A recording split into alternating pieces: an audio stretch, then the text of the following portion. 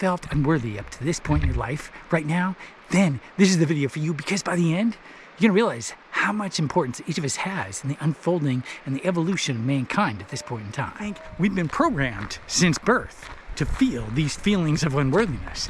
It makes us much easier to control. The truth of who we are is hidden behind the veil of unworthiness. And once we burn through that, then we have potentials beyond anything any of us could ever imagine. The thing of it is, trees like the one behind me, they hold a lot of history.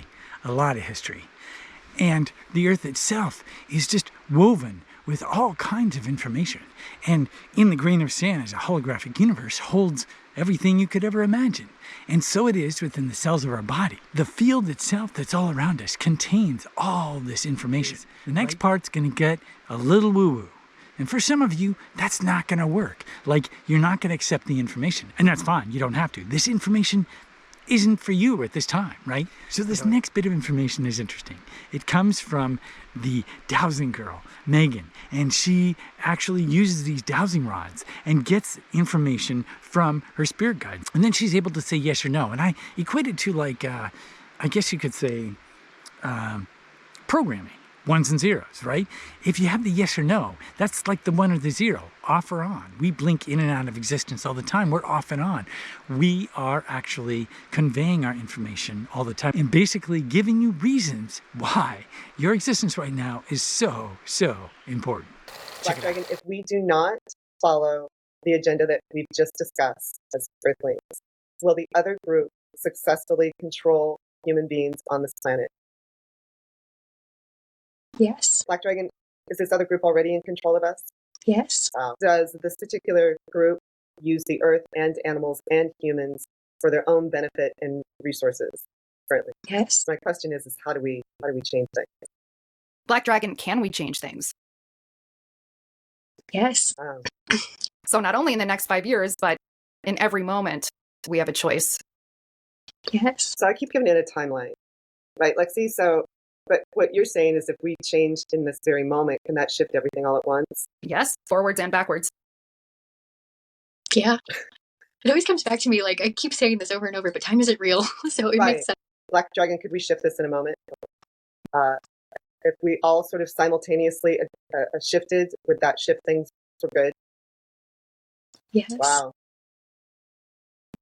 Black Dragon can shows like mine and Lexi's and Megan's and other communications like this, whether it's a concert or a podcast or an event, can that shift things immediately?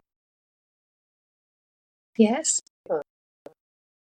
Well, we only have 8 billion people on the planet. So that's a Black Dragon. Does it require that all 8 billion people on the planet shift at the same time? No. Black Dragon, do we just need a certain percentage, a critical mass to reach some sort of point of alignment? No. So it's not everyone. It's not a percentage. Does it just do yourself? Can one person do it? Oh. Wow. That's powerful. Yeah, we're that important? Yes. Really? So Black Dragon, when Megan's out for a walk, if she shifts, which I know you carry this in your soul anyway, Megan, but if you shift into this frequency and on this agenda, can her shift alone shift the whole world? Yes, but a very slow yes. Helps to have friends doing the same thing. Black Dragon, does that have to do with the idea that we're all energy? Yes. Black. So isn't that something? I mean, if you consider it, right? It's like, here we are, and we're getting information from the field. And it's coming at us in a way that we can understand, even though it's all around us all the time anyway. Megan is actually tapping into it and allowing us to hear it in a way that makes sense for both where it's coming from and us, the ones and zeros, the yes and the no. And in that, you realize each of us has the potential to shift the whole planet. When you really think about it, you got to tell me, does that make the sense of your worthiness on this planet right now a little more tangible? And that's what's so exciting, because think about it, okay? So we've got this potential, but there's other elements within this. I'm gonna have some other clips that I'm gonna share with you. And it's gonna make sense in how you can actually use all that you learn to really go forward with a little more intentionality that's beyond the construct, beyond what you've been programmed with. And I truly believe that if you take it to heart, the different ideas in this video, if you take them to heart, I think we can actually start to shift all kinds of energy. And maybe one of us that watches this video is the one that sets us all free.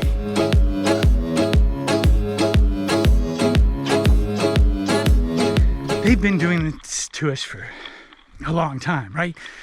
For centuries. Well, you're like, oh, come on. How can that really be true, right? But just look in our own lifetimes. Consider Jason Breshears of Archaix. And he's highlighted 1902 as being a year that, you know, they've kind of whitewashed everything. And so he's gone back to books.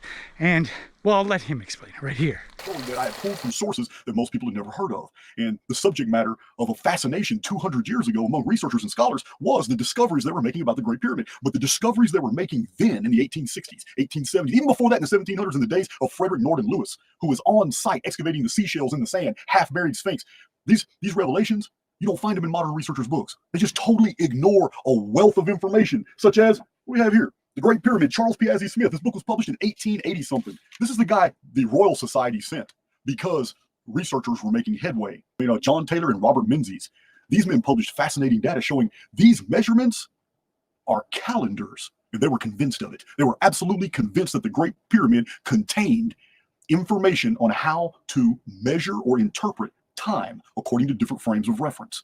They believed that the Great Pyramid's rectilinear measurements inside actually encoded all kinds of calendrical secrets about the ancient past and the coming future. This isn't something I brought to the table. And from the beginning of my research when I was in prison, when I was first getting publishing contracts, I have always admitted to you guys that I stood on the backs of giants. In my books, I cite chapter and verse of every piece of data I took from an older source. This practice of overkill in my bibliographies has paid off today because I can easily show where I have obtained different data points when I'm in the construction of these data sets that I so freely publish. It's important to know that the research that I brought to the table is merely a reminder to the human family that there were already men who were publishing exactly this. And he's making new discoveries regarding the pyramid. What's important to realize, though, is the importance of these books that hold information, and consider what they're doing right now. Here's Bright Insight. Consider that this site was created well over 5,000 years before the known invention of the wheel. Think about that. The powers that be have chosen to pass on the full excavations to future generations and have chosen to focus on preserving the site and establishing tourism infrastructure there. So, wife of the late archaeologist Klaus Schmidt, who was the prestigious German professor who first began excavations at Göbekli Tepe until he unfortunately passed away in 2014, but his widow was an archaeologist herself, and she was invited to tour the new facilities at Göbekli Tepe in 2018. And what she witnessed upset her deeply and ended up garnering worldwide outrage when it was reported. When Mrs. Schmidt visited Göbekli Tepe, she was mortified to see that the use of heavy equipment and asphalt roads and concrete sidewalks had destroyed parts of this ancient site. She was even quoted as saying, "They call it a road, I call it destruction," and went on to say that they are doing everything in a rush that Klaus did not want as he knew it would destroy Göbekli Tepe, and that she cannot begin to explain the extent of the destruction which she witnessed that morning. She said, and I quote, "My sorrow is hard to articulate." I honestly cannot believe the current state of modern archaeology today. It appears to have been corrupted, or at best, totally mismanaged at such a level that is now preventing us from actually learning information about our ancient past. I mean, to have an archaeological dig and not dig it up is the antithesis of actual archaeology, is it not? Okay, like, what are they doing? They're actually burying Göbekli Tepe.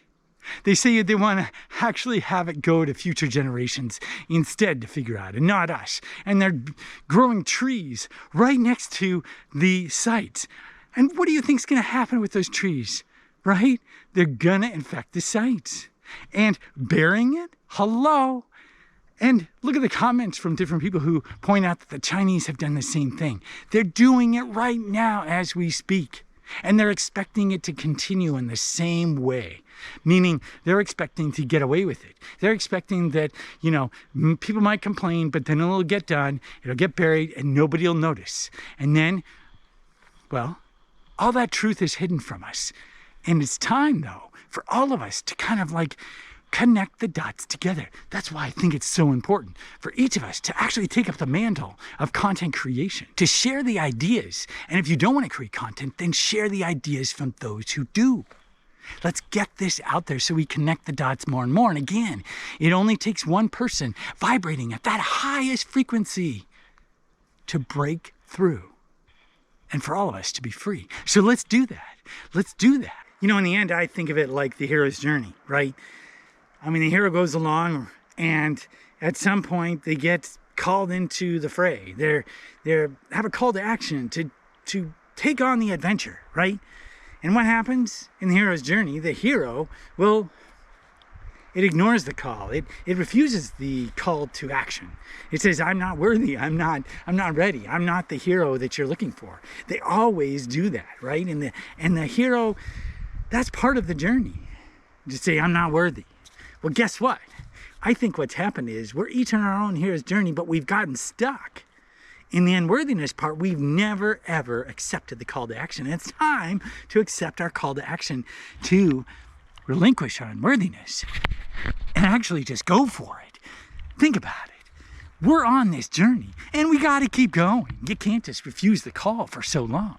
So I'm saying to you, each one of you that's watching this, it's your time to actually accept you are worthy, and it's your turn. And it's time for you to be the hero of your journey, and to take up the mantle, do the call to action, and go for it. This is it. This is what we're here for. It's not to pay the bills. It's not to do some stupid job that most of us just don't like doing. It's time to actually do what we're here for. Do what we're here for. It's the call to action. It's the ding, ding, ding, ding, right? Come on, let's go. If you found this video helpful, be sure to give it a like. Thanks a lot for watching. I'll see you next time.